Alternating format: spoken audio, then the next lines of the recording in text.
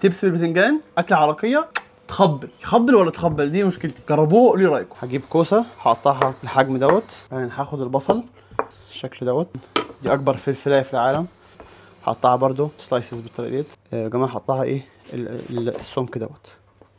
بعدين كده هبدا ان انا اخد بس 3 فصوص ثوم، زيتون معلقتين 3 بس. انا عايز الشكل دوت.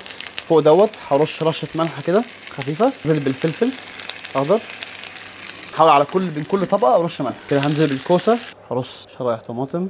خلاص يا جماعه رصيت البتنجان، هنزل بكوبايه ميه.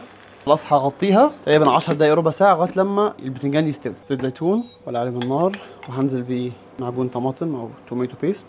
هقعد اطبخها تقريبا 5 6 دقايق، كمان احط لها توميه. خلاص يا جماعه بقت تسخنت مع التوم، وهقلبها شويه كده اطبخها لغايه لما تديني كده فليفر الطماطم تبقى مدخنه شويه، فانا يعني ممكن احرقها سيكه كمان. طبختها كويس اهيت وبقت مركزه قوي.